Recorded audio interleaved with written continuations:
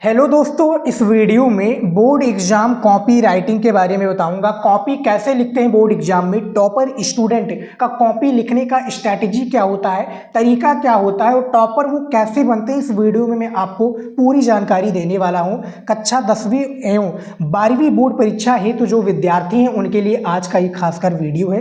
Video को पूरा last तक देख लीजिए, टॉपर की स्ट्रैटेजी पता चल जाएगी और आपकी तैयारी भी नहीं हुई है तो कैसे तैयारी आपको करनी है ये भी पता चल जाएगा। और एग्जामिनर कॉपी कैसे चेक करता है, उसका माइंडसेट क्या होता है, वो भी इस वीडियो में आपको जानकारी मिलेगा। तो प्लीज़ चैनल को सब्सक्राइब कर लीजिएगा। सबसे पहले मैं आपको बताऊं तो ये जो आपका वीडियो होने वाला है ये 6 स्टेप में होने वाला है। यानी 6 स्टेप में आपको ये बताऊंगा कि जो कॉपी होती है कैसी लिखी जाती है और एग्जामिनर आपको जो है नंबर्स कैसे देते हैं आपकी हर एक लिखावट के ऊपर और आपके हर एक प्रश्न के ऊपर। सबसे पहला जो स्टेप है, कॉपी मिलते ही किए जाने वाले अनिवार्य कार्य। यानी जो आपका कॉपी मिलता है, देखिए बोर्ड एग्जाम में जब आप जाते हो तो सबसे पहले पेपर नहीं दिया जाता, क्वेश्चन पेपर, सबसे पहले आपको कॉपी दी जाती है। कॉपी देने के बाद में लगभग 5 से 10 मिनट के बाद में आपके जो है पेपर दिए जाते हैं और पेपर में भी लिखा हुआ होता है 15 मिनट अच्छे से पढ़ लीजिए। स्टेप 1 यहाँ पर देखिए दिया है कि कॉपी मिलते ही किए जाने वाले अनिवार्य कार्य में क्या क्या है। सबसे फर्स्ट है अनुक्रमांक यानी रोल नंबर। कॉपी दिया जाता है और आपके पास प्रवेश पत्र होता है जिसको एडमिट कार्ड भी कहा जाता है, तो आपको रोल नंबर लिख देना है। 10 अंकों का रोल नंबर जो है दोनों से सही सही, यानी जो अंकों और शब्दों में दिया जाता है दोनों को कॉपी में सही सही भरें। उदाहरण के तौर पर जैसे कि होता है जो आपका रोल नंबर होता है वो आपको पता ही होगा, प्रवेश पत्र पर होता है तो 2 4 8 2 5 ये होता है शब्दों में लिखना। ठीक है, काफ़ी लोग जो है लिखने लगते हैं इकाई, दुहाई, सैकड़ा, हजार, इस तरीके से आपको नहीं करना है। आपको 2 लिखना है, मान लीजिए एग्जाम्पल पे 2 है, फिर कॉमा लगा देना, फिर 4 लिख देना, इस तरीके से आपको लिख देना है। यहाँ पर आप देख सकते हो। ठीक है, ये पूरा आप इमेज के साथ में समझ सकते हो। अनुक्रमांक भी लिखा हुआ है और विषय का नाम भी आप देख सकते हो। जो विषय है जैसे यहाँ पर देखिए सब्जेक्ट का नाम, जिस विषय का पेपर हो वही नाम स्पष्ट रूप से दर्ज करें। ठीक है, अपना नाम नहीं लिखना है आपको, जो सब्जेक्ट का पेपर है केवल उसी का नाम लिखना है। प्रश्न पत्र यानी पेपर का कोड यहाँ पर देखिए, अपनी उत्तर पुस्तिका पर सही पेपर को जो है कोड दर्ज करें। उदाहरण पर देखिए 801 DK। ठीक है, तो ये हिंदी लिखा हुआ है और प्रश्न का कोड देख सकते हो। जो आपके प्रश्न पत्र दिए थे, पेपर दिया था तो साइड में एक कोड होता है ना 801 DK, इस तरीके से दिया था, तो वही आपको जो है कोड लिखना होता है। ठीक है, गलत कोड डालने पर आपकी कॉपी गलत उत्तर कुंजी में जांची जा सकती है, तो भैया गलत हो जाएगी तो कॉपी आपकी चेक नहीं होगी और फेल भी हो सकते हो। उपस्थिति एवं हस्ताक्षर, अटेंडेंस एंड सिग्नेचर आपको करना बहुत ज़्यादा जरूरी है। अटेंडेंस शीट पर अपने हस्ताक्षर जरूर करें। उस हस्ताक्षर ना होने की उपस्थिति में परिणाम एब्सेंट दिखाया जाएगा। तो आपको जो है ज़रूर जो उपस्थिति को जो है दर्ज करानी है और हस्ताक्षर जरूर आपको अपना करना है। ठीक है, कॉपी में देखिए, कॉपी में तो बेसिकली नहीं होता है, लेकिन जो एक पेज आता है जिसमें पेपर यानी जिस दिन पेपर होता है तो उस पर जो है आपका साइन जरूर कराया जाता है, तो वो साइन जरूर कराइए और रोल नंबर भी लिखा जाता है, तो वो जरूर कर लीजिएगा। दूसरा स्टेप देखिए, बोर्ड परीक्षा में की जाने वाली मुख्य गलतियां जो सभी विद्यार्थी आमतौर पर करते हैं और जिन्हें ना दोहराएं, तो वो गलतियां क्या हैं देख लेते हैं। देखिए, सबसे पहला है सादा पेज छोड़ना बिल्कुल भी नहीं है। नहीं आता है तो बनाकर लिखिए, कुछ भी कीजिए लेकिन नहीं छोड़ना है।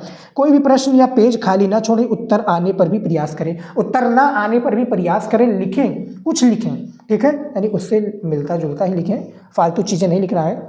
प्रश्न संख्या यानी क्वेश्चन नंबर ना लिखना। उत्तर लिखने से पहले प्रश्न संख्या यानी जैसे प्रश्न उत्तर संख्या 5 है तो ये जरूर लिखें। और आपको काफ़ी स्टूडेंट लिखते नहीं, तो नहीं लिखोगे तो भैया कॉपी चेक नहीं होगी और सही में समझ में नहीं आएगा, तो जहाँ पर मिलना आपको 8 नंबर मिल जाएगा, आपको 3 नंबर, तो आपका एक प्रकार से नंबर ही घटेगा। तो उत्तर लिखने से पहले प्रश्न उत्तर संख्या स्पष्ट रूप से लिखें। फालतू बातें एवं अनुचित शब्द बिल्कुल भी ना लिखें। उत्तर पुस्तिका में गाने, कसम या गलत शब्द ना लिखें, जिसमें आई लव यू हो सकता है। काफ़ी विद्यार्थी लिख देते हैं ना, ठीक है, I love you Meena, Reena, इस तरीके से होता है ना। फिर जय माता दी नहीं लिखें, प्लीज़ पास करा दो, धन्यवाद, कसम वगैरह देने लगते हैं। ये सारी चीज़ें नहीं करनी है भैया, नहीं तो फेल हो जाओगी। पैसे या इमोशनल बातें ना लिखें। कॉपी में पैसे रखना या पास करने की गुहार लगाने से नंबर नहीं मिलते। काफ़ी विद्यार्थी विद्यार्थी 500 के और जो है 100 रुपये का 200 का नोट चिपका देंगे और कहेंगे कि भैया पास कर दो, एग्जाम में पास कर दो, आप भगवान हो, ये हो, मतलब फालतू चीज़ें लिखते हैं। तो भैया ऐसा नहीं करना, फेल हो जाओगे डायरेक्ट और न्यूज़ वगैरह में आ जाएगा आपका नाम, तो बेइज्जती बहुत होगी। ठीक है, स्मरण रखें, साफ लिखें, सही लिखें और पूरी ईमानदारी से लिखें। साफ लिखना है, सही लिखना है, ठीक है, और गंदगी नहीं करना है। काफ़ी स्टूडेंट जो है मान लीजिए कि ये शब्द गलत हो गया तो इस तरीके से गोंच देते हैं, ऐसा नहीं करना है। समय का सही प्रबंध करें, जो प्रबंध करें, और आत्मविश्वास के साथ परीक्षा दें, सफलता अवश्य मिलेगी। आपकी मेहनत ही आपकी सफलता की कुंजी है। स्टेप 3 देखिए, जो स्टेप 3 है, अंकवार उत्तर की लंबाई एवं शब्द सीमा यानी वर्ड लिमिट गाइडलाइंस। देखिए प्रश्न का प्रकार, यानी मान लीजिए कि 2 अंक वाले प्रश्न है तो 4 से 5 पंक्ति में लाइन आपको लिख दीजिए। बहुत ज़्यादा हो जाएगा 4 से 5 पंक्ति यानी 2 अंक वाले प्रश्न में, तो मेरे हिसाब से जो है 3 लाइनों में लिख दीजिएगा तो काफ़ी रहेगा। ठीक है, 4 अंक वाले प्रश्न 8 से 10 पंक्ति लिखा, तो यहाँ पर मेरे बात मानिए तो 6 से 7 लाइनों में लिख दीजिए, कंप्लीट हो जाएगा। और 6 अंक वालों प्रश्न के लिए 1 से 1.5 पेज आपको यूज नहीं करना है, कम से कम 1 पेज। ठीक है, 1 पेज में आप लिख दीजिए, काफ़ी रहेगा। तो इस तरीके से बनाकर भी लिखोगे तो आपको नंबर जरूर मिलेगा। देखिए अधिक पेज भरने से अतिरिक्त अंक नहीं मिलते, सटीक लिखना आवश्यक होता है। यहाँ पर देखिए एग्जामिनर ये कहता है कि हमें क्वांटिटी नहीं चाहिए, क्वालिटी चाहिए। क्वालिटी आपकी कैसी है, कॉपी में किस तरीके से लिखा है, ये एग्जामिनर जो है देखता है, और ये सारी चीज़ें मैटर करती हैं। क्वालिटी मैटर करती है, क्वांटिटी नहीं। आप मानी एक प्रश्न का उत्तर आप 2.5 पेज में लिख दो तो उससे नहीं मतलब है ना, आपको जो बताया गया जो प्रश्न का उत्तर है वो लिखो आप। ठीक है, और स्टेप 4 देखिए क्या है, उत्तर पुस्तिका का जो है, जो उत्तर पुस्तिका इसका प्रस्तुतिकरण है, यानी जो है प्रेजेंटेशन रूल से। सबसे पहला साफ एवं स्पष्ट लेख है, यानी हैंड राइटिंग आपकी बहुत ज़्यादा मायने करती है, तो साफ एवं स्पष्ट आपको लिखना है।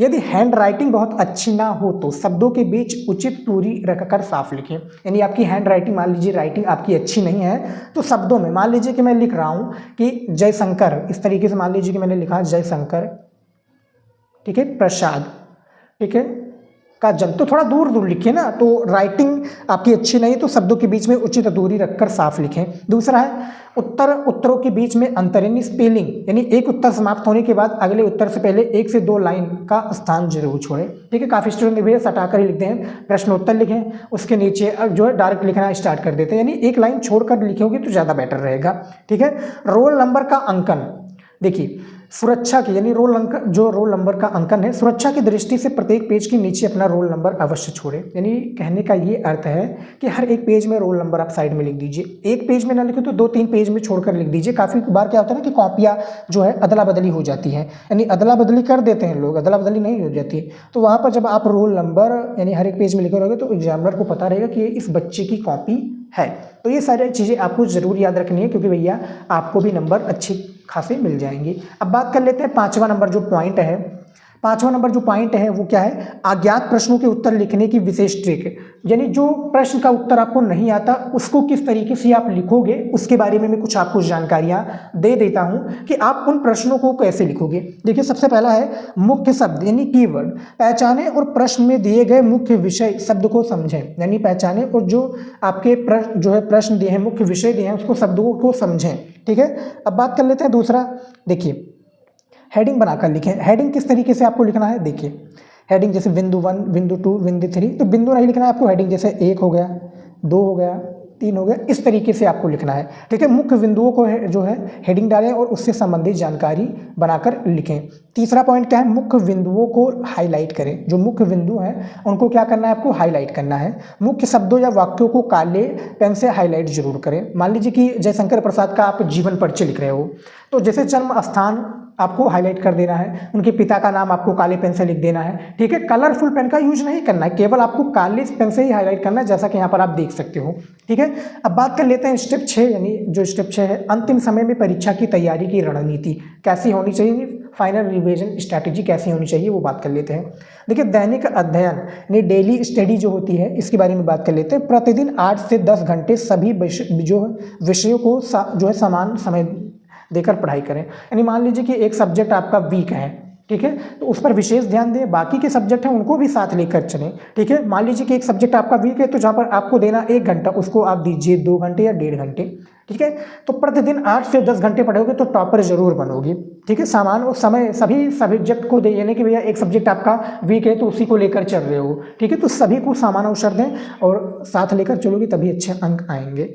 प्रैक्टिस पेपर यानी अभ्यास प्रश्न, अभ्यास पत्र जिसको जो प्रैक्टिस पेपर कहते हैं, जो मॉडल पेपर वगैरह में सॉल्व कराते रहता है उसी को कहते हैं। मॉडल पेपर है पिछले 5 वर्षों के प्रश्न पत्र की PYQ अवश्य हल करें। तो पिछले जो 5 वर्ष का पेपर हुआ उसको देखें, एनालिसिस करें, उसके बाद में आप पूरे जो है पेपर को हल करें। अब मुख्य बिंदु देख लेते हैं, मुख्य पॉइंट देखिए, प्रत्येक अध्याय के मुख्य जो है कीवर्ड्स और परिभाषाओं को पुनर्लोकन करें, यानी जो प्रत्येक अध्याय है, जो चैप्टर्स हैं उसके मुख्य कीवर्ड को देखें और उसको परिभाषाओं को देखें, उसके हिसाब से आप लिखें।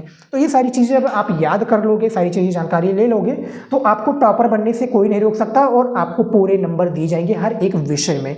फिलहाल स्टूडेंट इस वीडियो में इतना ही था। वीडियो आपको अच्छा लगा है तो लाइक कर दीजिएगा। मिलता है नेक्स्ट वीडियो में नए टॉपिक के साथ। जय हिंद।